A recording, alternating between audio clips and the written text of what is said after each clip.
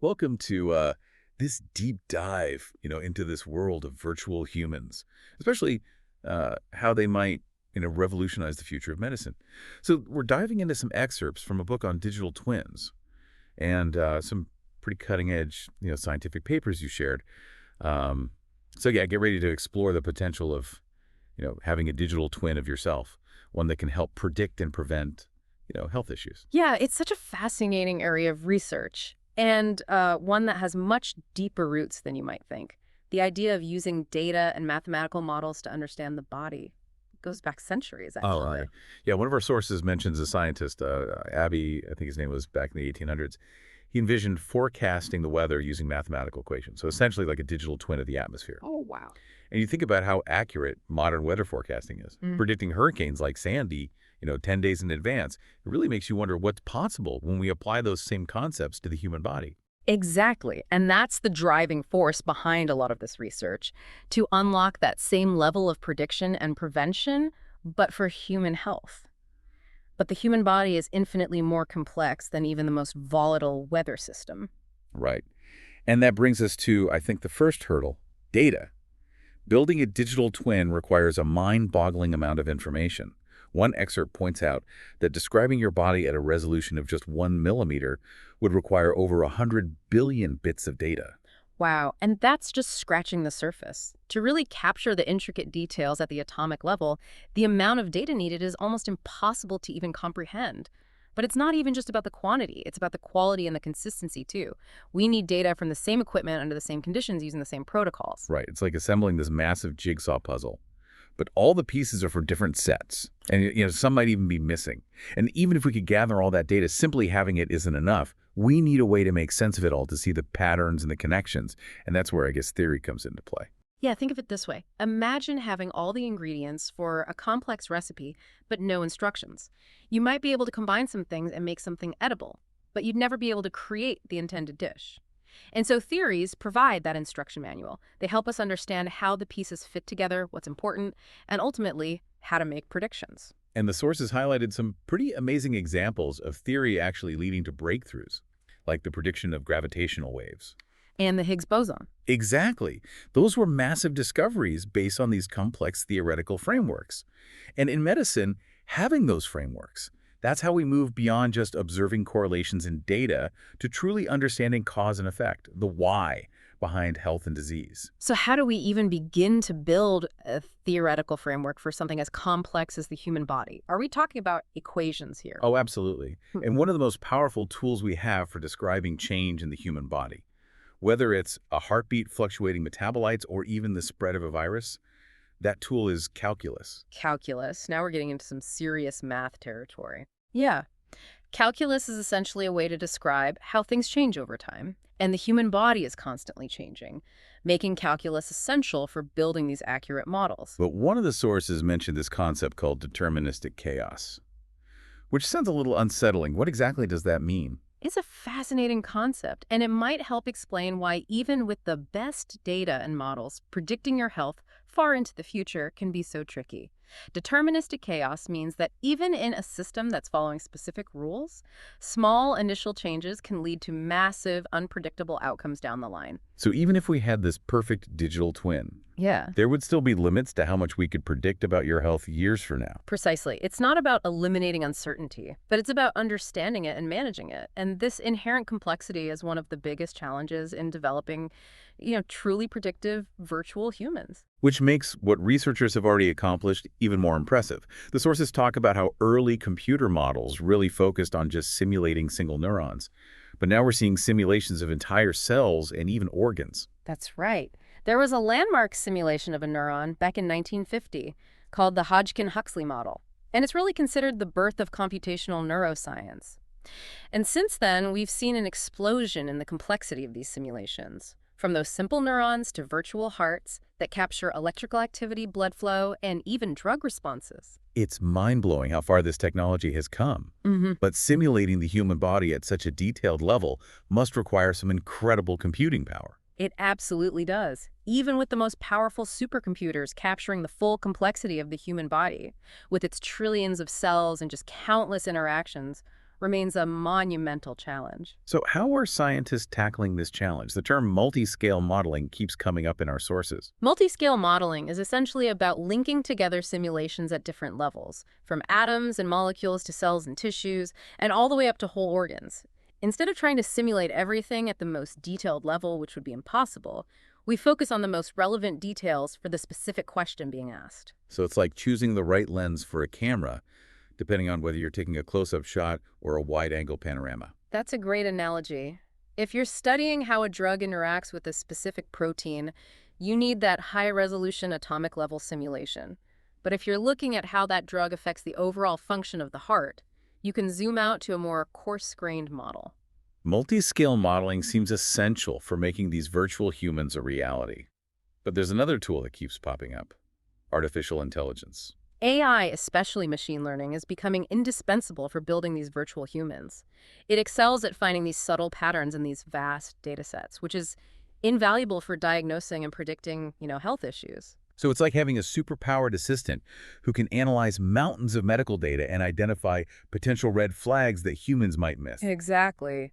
AI can help uncover those hidden connections between genetics, lifestyle, environment, all of which contribute to disease.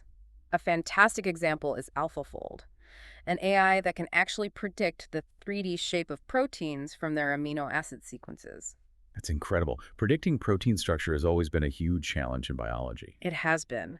And AlphaFold is a game changer for understanding how proteins function and how they might be targeted by drugs. It's a prime example of how AI is transforming our understanding of the human body. But AI alone isn't enough.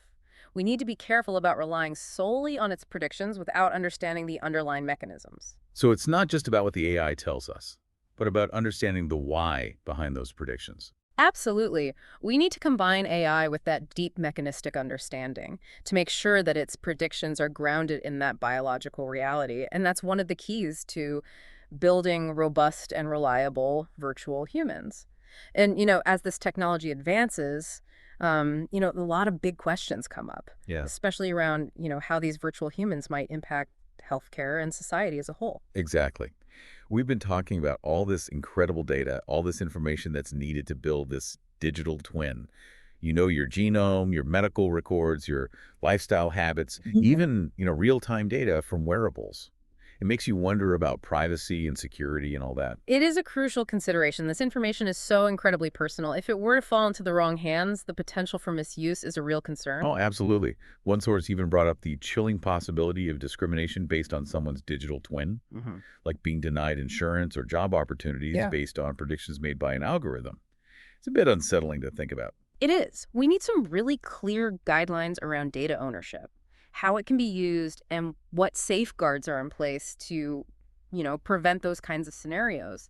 It's uncharted territory, really. We're creating these new forms of data, new ways of using it, which means we need new rules to ensure fairness and equity. And it also makes me wonder how all this might change the relationship between doctors and patients. If people have access to their own digital twins and all this health data, will it empower them to make their own decisions?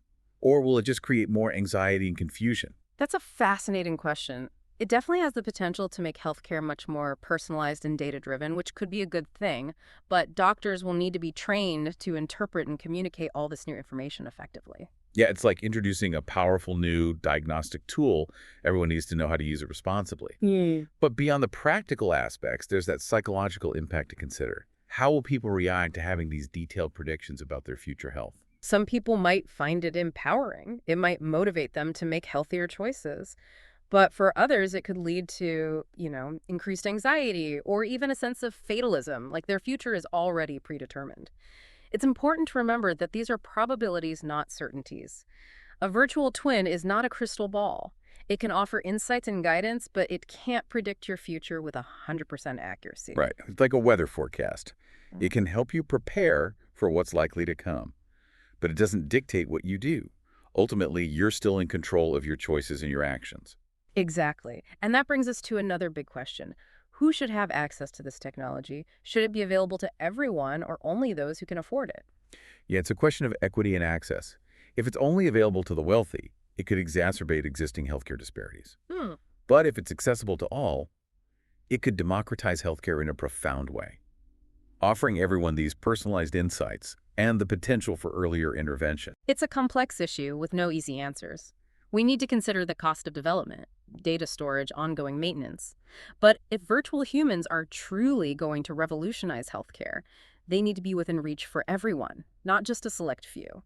The sources did mention some fascinating examples of how virtual humans are already being used in medical research, though. And it sounds like they're proving to be invaluable tools for scientists. One of the most promising areas is drug development. Imagine being able to test the efficacy and safety of new drugs on virtual patients before moving on to those expensive and time-consuming clinical trials. It would be like having a virtual laboratory, where you can experiment with different treatments and observe the effects without any risk to real people. It could drastically speed up the drug discovery process. Absolutely. It could also reduce the need for animal testing, which is another huge ethical plus. Virtual humans could also help us study the progression of diseases in ways that are simply impossible with traditional methods. By simulating the complex interplay of all these biological factors, scientists can gain a deeper understanding of how diseases develop and identify potential targets for new treatments. So it's like having a fast-forward button for disease. You can observe how it unfolds over time and test different strategies to slow or even reverse its course. But as with any powerful tool, there's always that risk of over-reliance. It's a good point. We need to make sure that virtual humans are used to enhance human expertise, not replace it. We can't forget the importance of human judgment, empathy, and those ethical considerations that no algorithm can fully capture. It's like using GPS navigation. It's a great tool. Right. But you wouldn't blindly follow its instructions without considering the real-world conditions and using your own common sense. That's a great analogy. Ultimately, healthcare will always need that human touch. But virtual humans can certainly help us make more informed decisions and provide a deeper level of personalized care than ever before. And as we wrap up this part of our deep dive, I think it's worth considering the broader societal impact of this technology. Right. How will virtual humans change our perceptions of health, disease, and even our own mortality? It's almost like holding up a mirror to ourselves, but one that shows not just our present selves, but also all these potential futures. Exactly.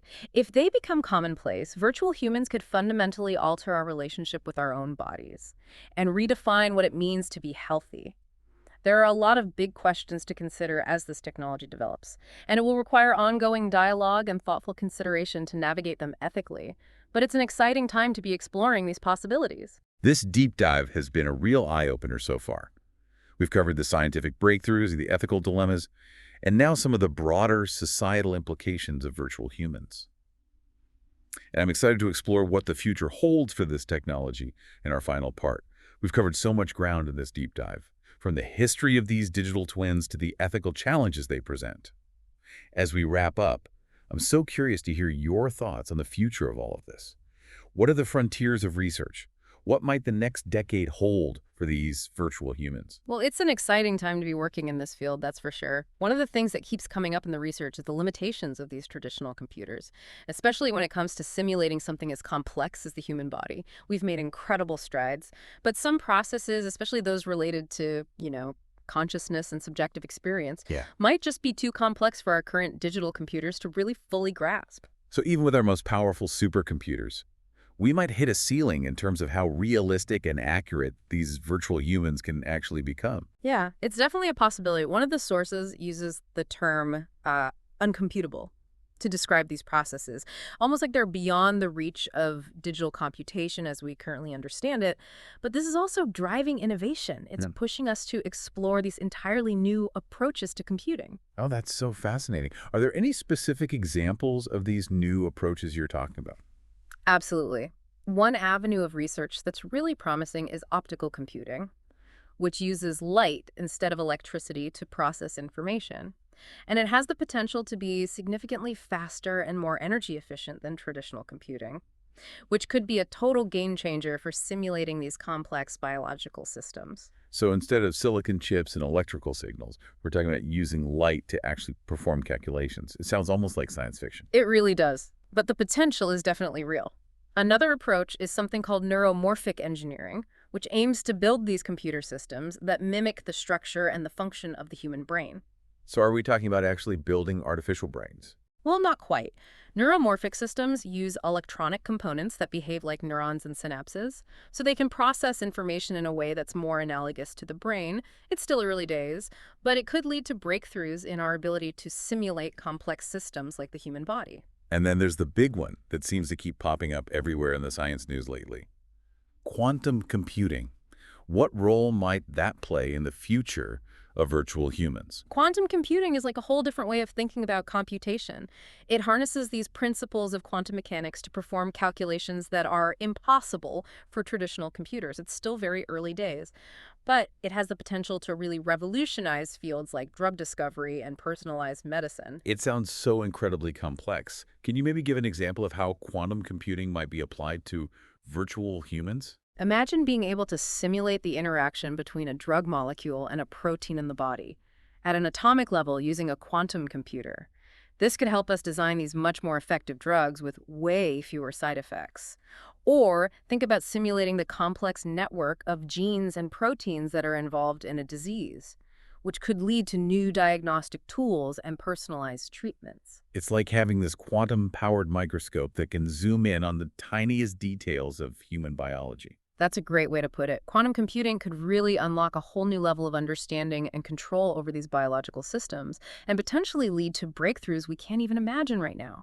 It's so exciting and a little bit daunting to think about all the possibilities. It really is. Yeah. And with any powerful technology, we need to proceed with caution and a lot of foresight. Ethical considerations need to be at the forefront of all of this research. We need to ensure that quantum computing is used responsibly and for the benefit of all humankind. It sounds like we're really on the cusp of a new era in science and medicine, with virtual humans at the center of it all. I think we are. It's a time of incredible opportunity, and I'm so eager to see what the next decade brings. Well, it's been such a fascinating journey exploring this whole world of virtual humans with you. Thanks for taking the time to guide us through these really complex topics. It's been my pleasure. And to all of our listeners, thanks for joining us on this deep dive. We hope you've enjoyed it, and we encourage you to continue exploring this truly fascinating field as it continues to evolve. Who knows what incredible breakthroughs await us in the years to come?